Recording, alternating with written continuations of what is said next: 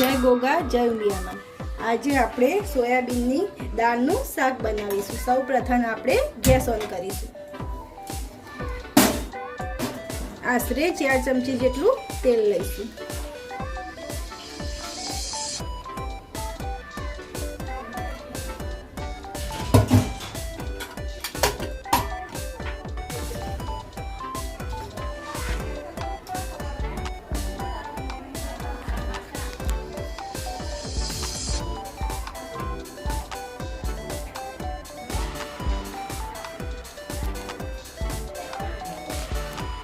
तेल गरम थाय त्यारबाद आपणे जीरु नाखीशुं।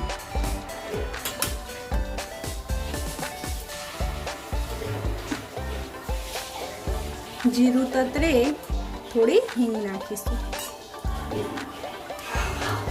त्यार पछी लसण मरचानी पेस्ट नाखीशुं।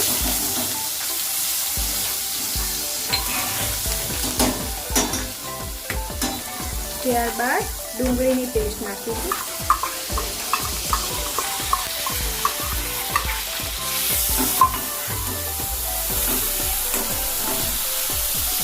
डूंगळी गुलाबी कलरनी थाय त्यां सुधी सातळवानी।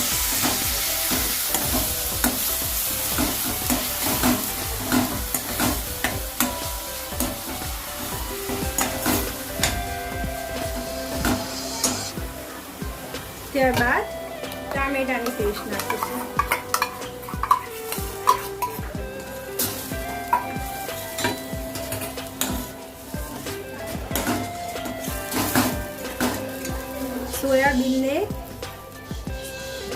સોયાબીનને પલાળી અને 2-3 વિસલ કરી લેવાની, જેથી સોયાબીન સરસ બફાઈ જાય।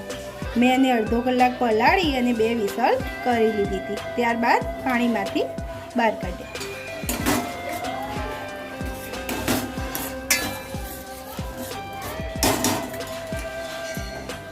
ત્યારબાદ હવે મસાલા કરીશું। 1 ચમચી જેટલી હળદર નાખવાની, 1.5 ચમચી જેટલું સૂકું મરચું નાખવાનું, થોડુંક ધાણા જીરું નાખવાનું, સ્વાદ મુજબ મીઠું નાખવાનું।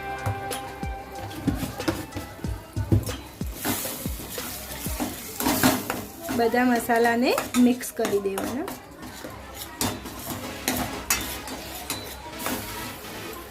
ત્યારબાદ સોયાબીન નાખવાના।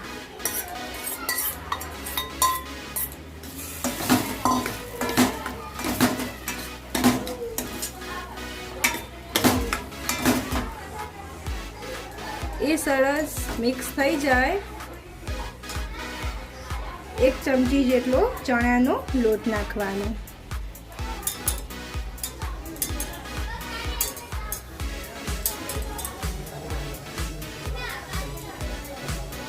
ચણાના લોટને સરસ મિક્સ કરી લેવાનું।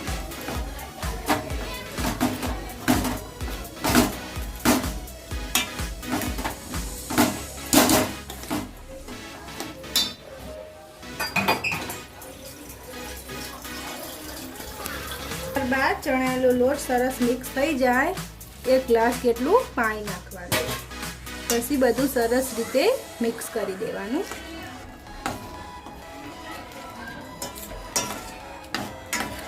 મીડિયમ આંચ ઉપર 15 મિનિટ થવા દેવાનું। 10 મિનિટ પછી સોયાબીનની સબ્જી તૈયાર છે। હવે આપણે થોડો ગરમ મસાલો નાખીશું, કોથમીર નાખીશું। શું આના શું ફાયદા છે? આ ખાવાથી આપણને શરીરમાં શું શું મળી રહે? આના પ્રોટીનયુક્ત ભરપૂર છે, હાડકા મજબૂત બને છે, નાના બાળકોને ખાવો ખૂબ ઉપયોગી છે। બરોબર, સ્મેલ તો સારી આવી ગઈ આમાં, સરસ લાગે ખાવાથી। ના આને શેના સાથે ખાઈ શકાય? આને ભાત, રોટલી, પરોઠા બધા સાથે સરસ લાગે। હવે આપણું તૈયાર છે સરસ મજાની સોયાબીનની દાળનું શાક. હવે આપણે ગાર્નિશિંગ કરીશું.